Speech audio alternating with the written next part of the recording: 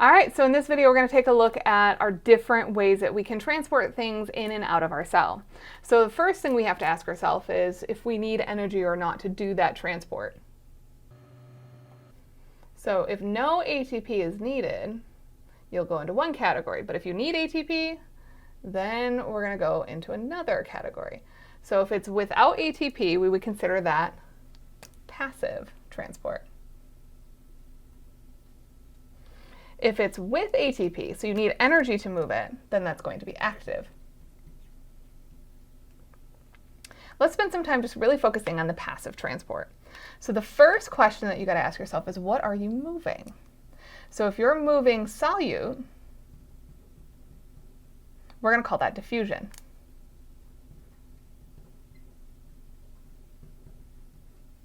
If you're moving water, that's where we get osmosis. Now, in all of the passive stuff, what makes it passive is that you're going to flow down your concentration gradient. So you'll have an area with a lot of molecules, and they're going to bump into each other and collide, and they're going to move to an area with fewer molecules. So you're going down your concentration gradient. So in the case of diffusion, it's solute that you're moving down its concentration gradient. In the case of osmosis, it's water that you're moving down its concentration gradient. Now, to know which way water wants to go, you really kind of have to know where your solutes are, because the solutes displace water. So where you have more solute, you need to give them water so you can dilute that solute. And we'll spend some time talking more about osmosis in a different video.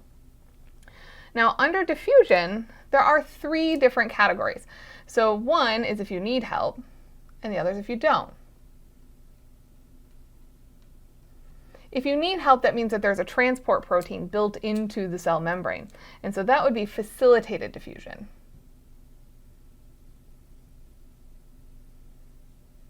If you don't need any help, that means you have the ability to pass directly through the cell membrane. So this is for small, non-polar molecules. So these molecules can go right through the cell membrane without needing any assistance. And so we call that simple diffusion. Now, under facilitated, the reason why you need to help the molecules really kind of falls into two criteria. Either the molecule's too large, or it has some kind of a charge. So let's say you have something that is small with a charge. So it would be something like an ion. So if you're moving an ion down its concentration gradient, you have to give it a space to do that. So you're going to give it a channel. So we call it channel mediated. So under channel mediated, in that cell membrane, you have an opening that is specific to that particular ion. So let's say you have a sodium ion to go down its concentration gradient. In the case of larger stuff, that doorway won't work because you'd have to make a really big doorway for things like amino acids or a glucose molecule. And you don't want the holes that big because then other things could get through and you're not going to be specific as to what you're allowing in. So you'll have a channel set up where you actually have like a lock and key setup. So let's say you have a little triangle shape built in. So a little triangle molecule can fit in that space. And so it'll grab it on this side. You hold it. So here's we'll have my marker be it. So here's my little triangle. My protein's got a groove for it. It holds it right there. Then it will close on this side and then drop it into the cell. And I'm going to need that marker. Found it. So once we can get it attached to the groove, we'll change shape and then we'll let it in on the other side. And so that's called a carrier because you're physically holding it and carrying it across. So now we have carrier mediated.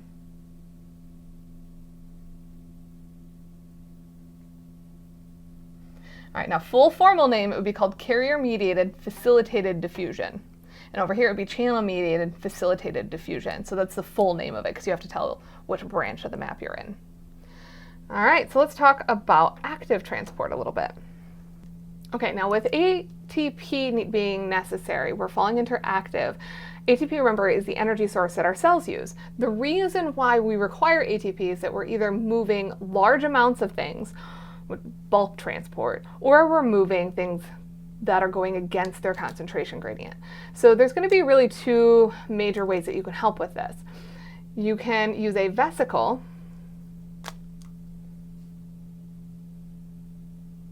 So vesicular transport is really considered our bulk movement. So you're moving a lot of things at once. Or if you're going against gradient,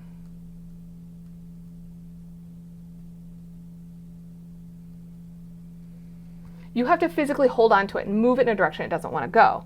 And the only thing that you can use to do that that's built into the membrane, we actually talked about over here. You're going to physically grab it. Now in this case, you're going to change the shape to push it in a direction it doesn't want to go. So this is still carrier mediated.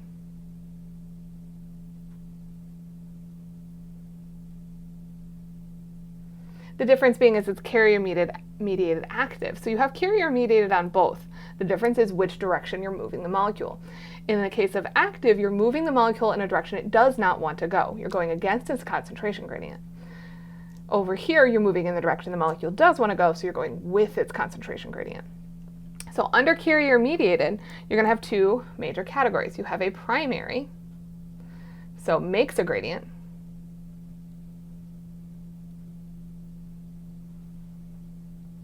and so this would be our primary active transport.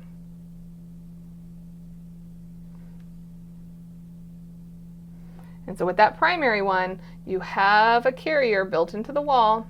So same idea, we're going to have a little shape that matches up to our molecule, but we're going to move from an area where you have a low concentration to an area where you have a high concentration. So you're creating a gradient. So that's what primary does. Primary creates a gradient. The secondary uses a gradient.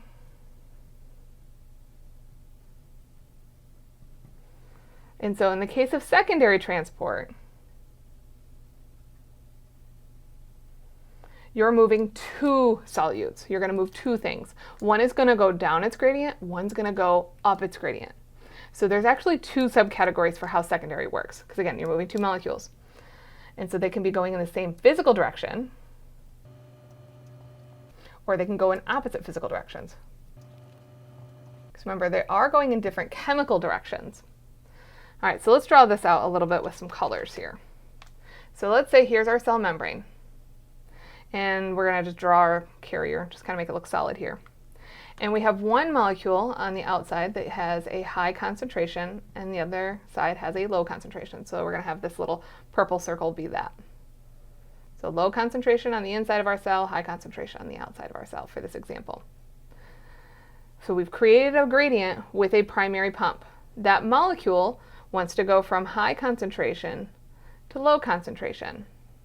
So as it goes down its gradient, it's also going to take another molecule with it. So there's another shape that's built in for a different molecule. And so we'll have it be our red triangles here. And so we're going to go from an area of high concentration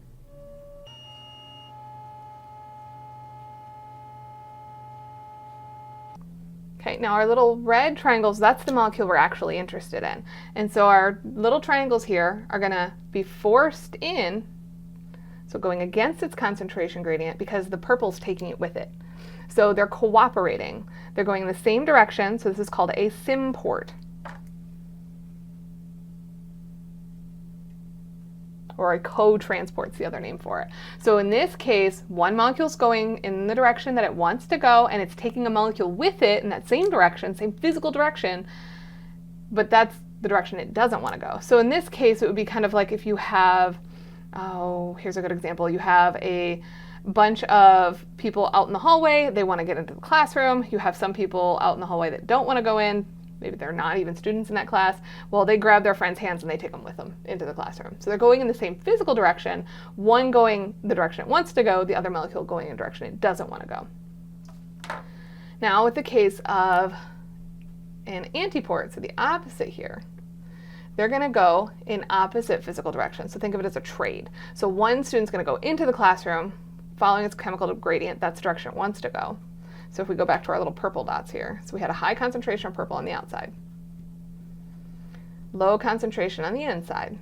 That gradient was established by a primary transport. So it's going to go down its gradient. When it does that, it's going to trade, let's make these squares. It's going to trade a little box. So it's going to switch and push the pink box in a direction it doesn't want to go. So you're switching. Purple's coming in, pink's going out. Two physical directions that are different. One's going down its chemical gradient, one is opposed. So you're using the energy from this one going down its gradient to force something in a direction it doesn't want to go. Again, you have to use a carrier because you have to physically grab something to make it to go in a direction it doesn't want to go. So we call that an antiport. Or a counter transport. You're flopping them. So an example on this one would say, like, trying to get kids to go into timeout and they don't want to. Switch it with somebody that wants them to go into timeout, like their parent. Like, okay, because I want you to go in timeout, I'm going to physically help move you in that direction. So we're going to go with your gradient, and at the same time, you're going to allow something to go against its gradient. And that's the molecule you're actually interested in. Okay, so now let's talk vesicular transport, and I just kind of moved over here so you have room.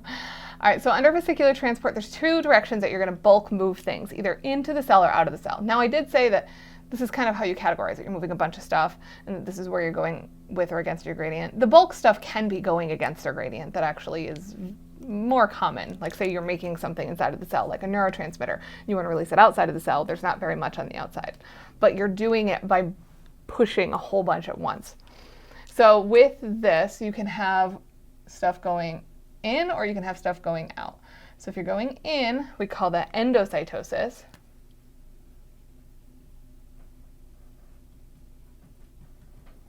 If you're going out, that's going to be exocytosis. Think of it as exiting. So exocytosis, you're exiting. Now with endocytosis, there's going to be three options for how you can bring things into the cell. So we should probably review on what a vesicle is. So with a vesicle, what's going to happen is you have the cell membrane will form a little pocket. So here's our cell membrane, and it will form a little pocket, and that's a vesicle. And that vesicle can go in, or you can form a pocket from the outside environment, and you make stuff from the outside, and you're going to suck it in. So with our endocytosis, there are different ways that you can form that vesicle. And they're going to go from least specific to most specific. And so we're going to have penocytosis first. So penocytosis, this is cell drinking. That's the trick on this one. So this, I think of it as like a sample. So with penocytosis, all of a sudden the cell just says, you know, I wonder what's out in my environment, and then they suck in a little bit of it. Not very specific, it's just getting a sample of the extracellular fluid. Then you have phagocytosis. This one is cell eating. So in this case, you're going to go hunting and you're going to suck a bunch of stuff in. So that's why I think of this one as cell drinking. Well, not even just me, like that's what people think of it as. So we have cell drinking, this is cell eating, and then our most specific, where you actually are like, no, I need to know exactly what I'm bringing in. That's when you have stuff on the surface physically locking up. So the things on the surface, those are receptors. So we'll have receptor-mediated endocytosis.